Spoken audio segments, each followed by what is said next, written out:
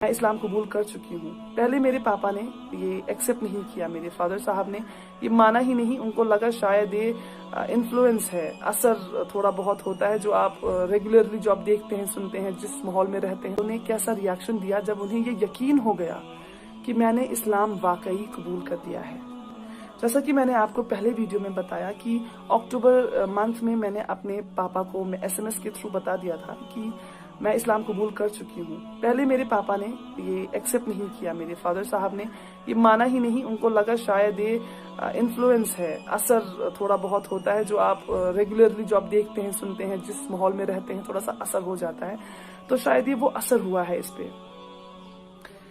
लेकिन मैं अपने डैड को सीधे बोलती रही, पापा मुझे किसी चीज का असर वसर नहीं हुआ है, मैं इन्फ्लुएंस में नहीं हूँ, मैं सच में इस्लाम कबूल कर चुकी हूँ और मैं इस्लाम नहीं छोड़ूंगी। अब मेरे पापा मुझे समझाने लगे कि बेटा, मैं हर दिन की इज्जत करता हूँ, हर दिन बहुत खूबसूरत है और इस्लाम बेहद खूबसूरत रिलीजन है, लेकिन आप अपना धर्म छोड़कर किसी और धर्म को अपना लें, ये सही नहीं है। आप अच्छी बातें उठाएं इस्लाम से, अपनाएं अपनी जिंदगी में, लेकिन पूरी तरह मुसलमान ना बन जाएं। मैं अपने पापा से कहती रही, नहीं, मुझे इस्लाम में ही रहना है पापा, मैं इस्लाम नहीं छोड़ूंगी चाहे कुछ भी हो जाए। 12 अक्टूबर 2012 जो मेरे पापा के साथ आखिरी बात हुई है, माफ कीजिएगा अगर थोड़ा बहुत रो दूंगी मैं, क्योंकि जब भी इस बारे में बात करती हूँ, जब भी याद आता है, क्योंकि मेरे पापा और मैं बहुत मजबूत रिश्ता होता है बेटी और फादर का। खासकर बेटियां अपने फादर से ज्यादा लगाव रखती हैं, मेरे साथ भी कुछ वैसा ही था। तो 12 अक्टूबर 2012 को पापा ने मुझसे कहा, बेटा वापस आ जाइए, छोड़ दीजिए इस्लाम। और मेरा जवाब यही था कि पापा, मैं आपसे कहती हूँ, आप पढ़िए इस्लाम। सिर्फ कुरान पढ़ लेने से नहीं, उसे समझने से, दिल से समझने से, उस नफरत से ना समझें कि इस्लाम ने मेरी बेटी को ले लिया। नहीं, पढ़ें कि इसमें ऐसा क्या था कि मेरी बेटी सब कुछ छोड़ने को तैयार है इस्लाम की खातिर।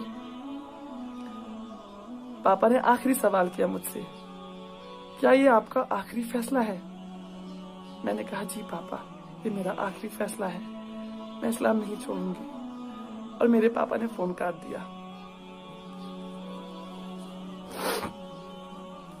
अगले दिन बहन से फोन आया और पता चला कि जैसे ही पापा ने पिछले दिन मुझसे बात करने के बाद फोन काटा, पापा जमीन पे गिर पड़े हैं। पापा को हॉस्पिटल लिया गया है, पापा एडमिट रहे हैं वहां। 1 साल तक मेरे पापा ने कुछ खाया नहीं, कुछ पिया नहीं, ग्लूकोज पे रहे हैं वो। न जाने अल्लाह की क्या रहमत थी, अल्हम्दुलिल्लाह वो जिंदा रहे। और 1 साल पूरा किसी से बात नहीं की उन्होंने, किसी से भी बात नहीं। यहाँ तक कि जो उनकी हमसफर मेरी माँ है, उनसे भी कुछ नहीं कहा। वो सिर्फ मेरा नाम लेते थे और जैसे ही मेरा नाम लेते थे उनकी आंखों से आंसू गिरते थे। मेरी माँ मुझे मनाती रही, बहुत मनाती रही। मेरा भाई रोता रहा, गिड़गिड़ाता रहा मेरे सामने नहीं, फोन पर, और कहता रहा, दीदी मैं अपनी पगड़ी उतार के तुम्हारे पैरों पे रखता हूँ, हमें कत्ल नहीं करो, वापस आ जाओ।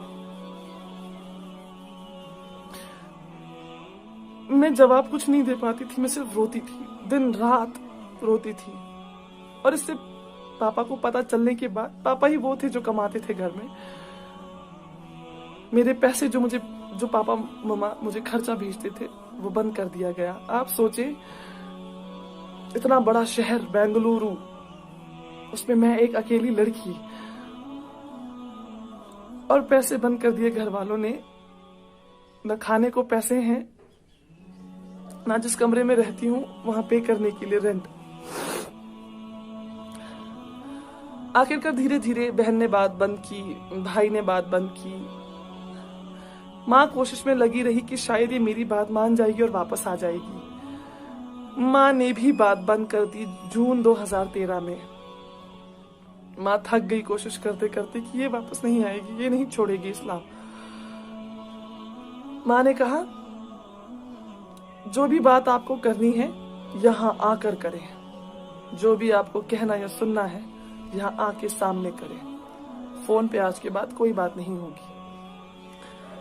और सारे नंबर्स वगैरह बदल दिए गए, घर का लैंडलाइन बंद करवा दिया गया, मोबाइल नंबर्स चेंज हो गए। मतलब मैं वो हो गई, कहते हैं ना, बिल्कुल बेसहारा। बेशक मेरा सहारा अल्लाह था, मेरा ईमान अल्लाह था, मेरा यकीन अल्लाह था, लेकिन जरूरत होती है, माँ बाप की जरूरत होती है। खुदा का निजाम ही कुछ ऐसा है, माँ बाप वो मोहब्बत औलाद से, और वो औलाद के दिल में मोहब्बत अपने माँ बाप के लिए, ये खुदा ने कुछ सिस्टम ही ऐसा बनाया है। तो जब वो मेरी जड़ें जब हिल गई, मैं कमजोर पड़ गई, और यहाँ से माँ बाप ने पैसा भेजना बंद कर दिया था पहले ही, मजबूर होकर मुझे वो कमरा छोड़ना पड़ा और मैं जाके रहने लगी एक मदरसे में। वहाँ पे गरीब लड़कियां और अनाथ लड़कियां रहा करती थी। मैंने वहाँ रहना शुरू किया। सबसे अच्छी बात यह हुई कि मैंने अरबी सीखी वहीं पे। मैं जो अरबी में आज कुरान पढ़ पाती हूँ, मेरी पहली बेसिक तालीम अरबी की उसी मदरसे में हुई। और बहुत कुछ सीखने को मिला कि मैंने तो फिर भी 23-24 साल माँ बाप के साथ रही हूँ। माँ बाप ने इतना अच्छी जिंदगी दी है, हमेशा ख्वाहिशें पूरी की हैं। वहाँ वो बच्चियां थी मदरसे में जिन्होंने बचपन से अपने माँ बाप को खोया है। कोई नहीं है उनका सिवाय अल्लाह के।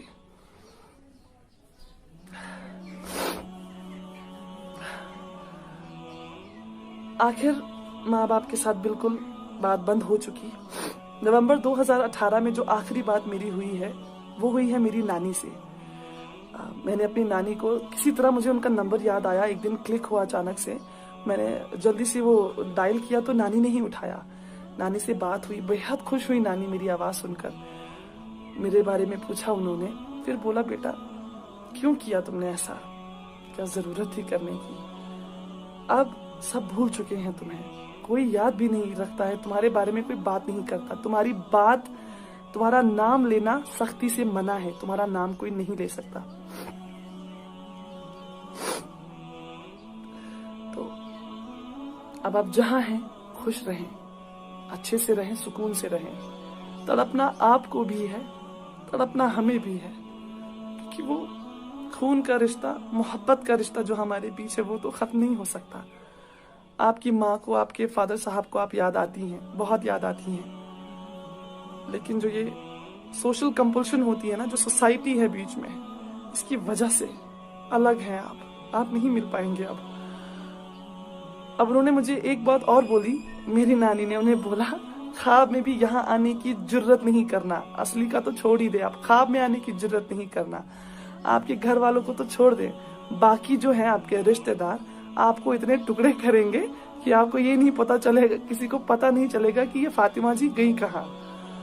तो खैर नानी से थोड़ी सी बात हुई, लेकिन अल्लाह को मंजूर था शायद कि मेरे जो मामा के बेटे हैं उन्होंने नानी का फ़ोन वगैरह चेक किया, मेरा नंबर ट्रू कॉलर पे देखा तो उन्हें पता चला ये मेरा नंबर है। तो नानी को भी थोड़ी सी सख्ती देखनी पड़ी, और फिर नानी ने एक और फ़ोन किया मुझे कुछ सेकंड्स का और बोला, बेटा मुझे आज के बाद फ़ोन नहीं करना, इनको पता चल गया है कि मेरी आपसे बात हुई थी। खैर फिर कुछ साल, 1-1.5 साल पहले ही मैंने अपनी जो मेरी बहन है उनका फेसबुक अकाउंट से उनकी फ्रेंड को मैंने मैसेज किया। बहुत रिक्वेस्ट करने के बाद उनसे नंबर लिया, उनसे बात की। उनको ये यकीन नहीं आ रहा था कि मैं मेरी बहन ही हूँ या मैं कुछ अलग इंसान बात कर रही हूँ, क्योंकि हमारी आवाज़ सेम है। उन्होंने मुझे बताया कि दीदी हमें तो पता ही नहीं है कि आप कोई बड़ी बहन भी हैं। हमें ये पता है कि वो हैं, भाई हैं एक, मतलब मेरी छोटी बहन है, भाई है, लेकिन कोई ये नहीं जानता है कि इन दोनों की बड़ी बहन भी है। कोई नहीं जानता है। 6 साल में ऐसा खत्म कर दी गई है मेरी एग्जिस्टेंस वहां से। मुझे कोई अफसोस नहीं है, अल्हम्दुलिल्लाह। ये शायद हक है उनका ये करने का। वो जितनी सख्ती करेंगे ये हक होगा उनका, और मैं कभी शिकायत नहीं करूंगी कि नहीं आपने ऐसा क्यों किया, आपने मेरा नाम लेना क्यों छोड़ा, या आपने मेरी एग्जिस्टेंस खत्म क्यों की, क्यों नहीं बताया लोगों को कि मैं आपकी बड़ी बेटी हूँ। नहीं, मुझे कोई अफसोस नहीं है। एज उनके रिलीजन का मेंबर होने के हिसाब से मैंने बहुत गलत किया है, उनके लिए बहुत बहुत गलत किया है। वो कहते हैं ना कहावत की जीते जी मार डालना, कुछ वैसा ही किया है मैंने उनके साथ। मुझे पता है मैंने गलत नहीं किया, ये मेरा दिल जानता है, मेरा अल्लाह जानता है कि अपने अल्लाह के लिए ही मैंने सब कुछ छोड़ दिया, सब कुछ छोड़ दिया। ये बातें उन्हें तब तक समझ नहीं आएंगी जब तक अल्लाह की रहमत उन पर नहीं होंगी, उनके दिल नहीं खुलेंगे, उनके कानों से पर्दे नहीं हटेंगे। तब तक जब तक उनको ये बात समझ नहीं आएगी इस्लाम के बारे में, अल्लाह के बारे में, हमारे नबी सल्लल्लाहु अलैहि वसल्लम के बारे में, तब तक नामुमकिन है कि वो मेरी सिचुएशन को समझेंगे। मुझे कोई शिकायत नहीं है किसी से भी। खैर जितने भी नए मेंबर्स घर में ऐड हुए हैं, जैसे कजन्स वगैरह की, मेरे भाई की शादी, चचेरे भाई की शादी, जिनकी भी भाई बहनों की शादी है, जितनी भी भाभियां या जीजू घर में आए हैं, किसी को नहीं पता है कि इनकी एक बड़ी बेटी भी थी। तो बिल्कुल ही खत्म कर दी गई हूँ। आप लोगों से कहना चाहती हूँ कि अगर आपके पास आपके माँ बाप हैं, जिंदा हैं, आपके वालिद हैं, आपकी माँ है, आपके साथ है, वो वालिदैन दोनों हैं आपके साथ, या शायद किसी और शहर में, किसी और देश में रहते हैं, अल्लाह के लिए कभी ऐसा ना करें कि उन्हें तकलीफ हो। ये ऐसा अनमोल तोहफा अल्लाह ताला ने आपको दिया है। बहुत खुश नसीब है अगर आपके पास दोनों हैं या एक भी है, बहुत खुश नसीब है, यकीन मानिए। ये ऐसा तोहफा है जिसके लिए आपने कुछ पैसे नहीं दिए। आप जाते हैं ना दुकान पे, आप जब पैसे देते हैं तभी कोई तोहफा खरीद सकते हैं किसी को देने के लिए। अल्लाह ने आपको फ्री में दिया है। आप अपनी माँ से जन्म लेते हैं, माँ और जो पापा फादर साहब होते हैं, दोनों से बेहद मोहब्बत मिलती है, मोहब्बत में पले बड़े हैं आप। आपको क्या देना पड़ा उन्हें? कुछ भी नहीं। उन्होंने आपका ख्याल तब रखा जब आप बेसहारा थे, बिल्कुल बेसहारा।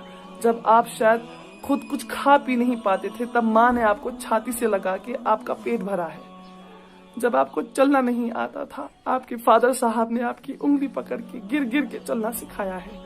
आपकी स्कूल की फीसेस आप कैलकुलेट करने बैठेंगे ना, ताउम्र की आपको फीसेस कितनी लगी हैं, आपका दिमाग चकरा जाएगा कि आपके माँ और पापा ने कितना खर्चा किया है आपको इस तरह का इंसान बनाने के लिए। तो अगर आपके माँ बाप आपके पास हैं, करीब हैं, थोड़े दूर भी हैं, खुदा के लिए उन्हें बताएं कि आप उनसे कितनी मोहब्बत करते हैं। उन्हें बताएं कि वो कितना अहम हिस्सा है आपकी जिंदगी का। अगर वो दूर हो गए आपसे, दोबारा आपको मौका कभी नहीं मिलेगा उन्हें ये बताने का। तो जब तक जान है बता दीजिए, जब तक ये सांसें चल रही हैं उन्हें एहसास करवा दीजिए। इस्लाम में सुना है कि जन्नत माँ के पैरों के नीचे है, जिस जन्नत के लिए हम तलब रखते हैं। सारे रमजान हमने यही दुआ मांगी है कि या अल्लाह जहन्नम से दूर रखना और जन्नत में जगह देना, या अल्लाह जन्नत में जगह दीजिएगा। वो जन्नत माँ के पैरों के नीचे है। जरा उन पैरों को चूम कर देखिए, जरा उस माँ के हाथों को चूम कर देखिए, जरा उनकी दुआएं लेकर देखिए, आपको जन्नत मिल जाएगी। और जन्नत का दरवाजा आपके वालिद साहब, आपके फादर साहब। जब तक जन्नत का दरवाजा नहीं खुलेगा आप अंदर दाखिल नहीं हो सकेंगे। तो दोनों ही बहुत अहम हैं, बहुत जरूरी हैं। कद्र कीजिए इस तोहफे की जो आपको बिना कुछ पे किए बगैर मिला है। कद्र कीजिए उस तोहफे की जिन्होंने ताउम्र आपका ख्याल रखा है और आपसे वैसी ही मोहब्बत करी है जिस दिन से आप पैदा हुए हैं। वही मोहब्बत वो आखिर सांस तक आपसे करते हैं।